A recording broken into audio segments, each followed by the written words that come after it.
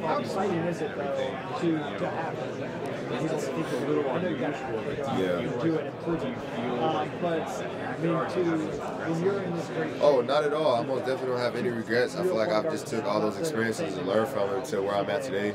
I try to live in the present, ignore the past, and just try to take it day by day. And I feel like it's going to work out for itself, being under Coach Holman and being able to transfer and decommit, just having different situations like that. It's kind of going to help me in the long run just to stay mentally focused now and just settle down and just know that I'm at home and I'm okay where I'm at. So. And then when you play against the Indiana schools, is there like any extra juice there? No, not really. I take every game serious like it's my last game. So, I mean, it kind of doesn't matter who we play. It could be a D3 school or it could be the #1 team in the country. So I just kind of approach the game as my last. I appreciate it, man. Thank you. It's, how you doing?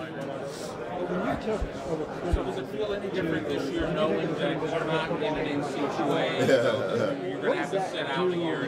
Does it feel more real?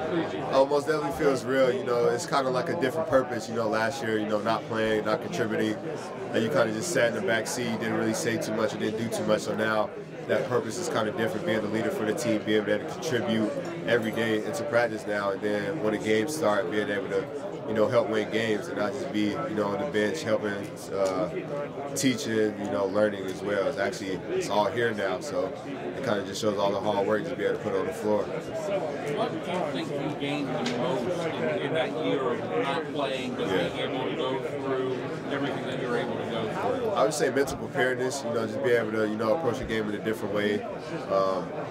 And being able to learn Coach Holman, how he coaches, how he is on his point guards, how he wants his team ran. So I feel like that's a big advantage, you know, not having to play and trying to learn on the fly. So now I know his expectations and what he wants. It's kind of easier to put into practice, and once the game starts, like I said, it's going to be a lot easier. Now that he's in the position you were last year, kind of be like, I mean, it's going to obviously be a lot more real than everybody else that's up and playing. He's in that backseat role, as you kind of called it. Yeah, most definitely. You can tell he has his frustrated moments. I mean, it happens. You know, it's kind of hard to do. So I'm just kind of there for him, just support him and know that everything's going to work out for himself, that he's in a great situation at Ohio State. He just always asks me questions. What did I do to, you know, just kind of maintain and not kind of stress myself out? So it's kind of good talking to him. I feel like he's going to be really good for us next year. You know, he brings a lot to the table, so it's going to be okay. Coach Holman talked about the potential of having both you and DJ out there at the same time. Yeah. I mean, just what kind of look would that be?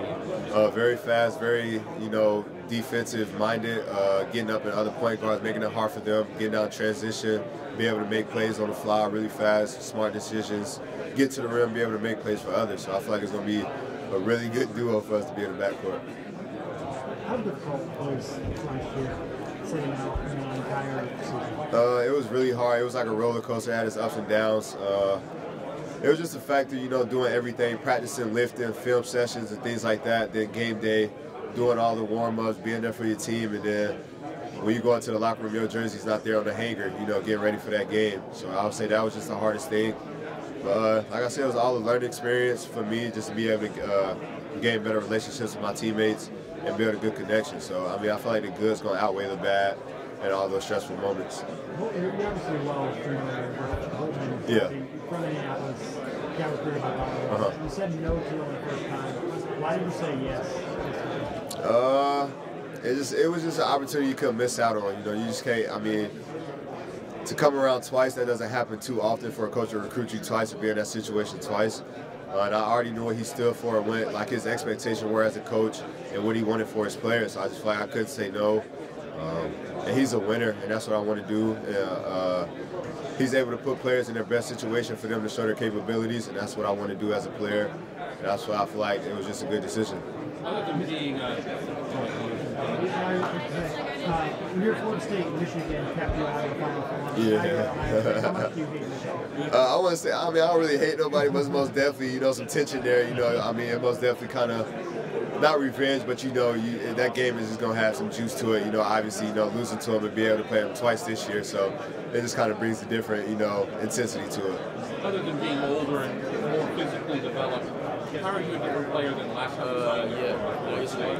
I would just say better decision maker, you know, being able to get my teammates involved at the right time, I would say my offensive abilities has gotten a lot better, shooting the ball off the dribble, things like that, and just being in better shape. You know, I feel like that's the biggest thing that's been different from when I was at Florida State to now.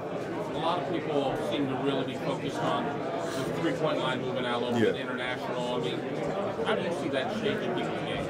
I don't think it's going to change that much. I feel like a lot of players just took shots from that far in games and people just don't realize it. It's just the fact that the line has moved back.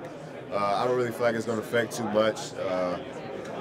I feel like we're big-time players in the Big Ten. People are going to make shots. People adapt really well to different teams in different situations. So I feel like it's not going to really affect too much. I think it might have a little something to do with some spacing, maybe free up big guys like the Lessons. Oh yeah, most definitely. It's going to create a lot of help, longer closeouts and things like that. But like I said, I feel like everybody adapts well to Big Ten. It's really competitive, so I feel like everybody's going to figure out a way.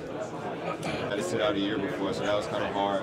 You go through practice, you go through weights and things like that. Then when it's game day, you can't put on a jersey and contribute, especially you can help in some type of way to win a game. So I feel like that was kind of the hardest things. But now, being a leader for this team, I'm just ready to play. It's like a sign of relief, finally get to play and just let off all the energy, all the, momentum, motivation and things like that. So I'm just excited.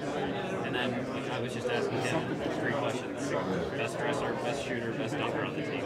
All right, so best dresser.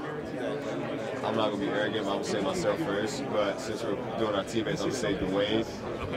He has like a LA style, kind of different. And what was the second one? Dunker. I'm going to go DJ Carter. His explosiveness is crazy. Something I've never seen before from a point guard. It's kind of different. And then shooter, I'm going to go Justin.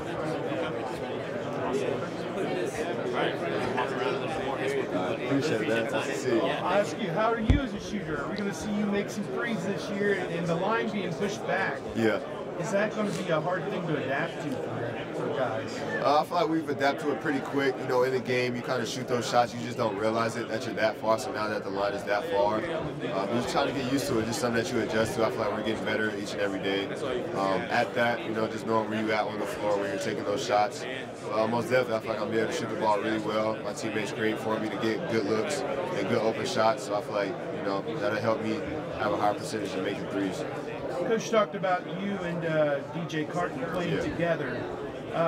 What do you think those sets will be like? Just whoever gets the ball off the board, get it out to one of you and go type thing, I presume. And how deadly can that be to get the ball into the floor court with a purpose as quickly as possible? I feel like that's going to help us a lot. Like you said, both of us are really explosive in the open court. We're really fast, being able to make smart decisions as well. I feel like that's just going to help our team out and create great shots in transition. Sometimes you can't. It's hard to score in a set defense. The Big Ten defense isn't really good. So if you do get the opportunities in transition, that's really good to have. So both of us playing at the same time is really good. Both being left-handed, both being able to get to the basket and create. So I feel like it's really going to help our team.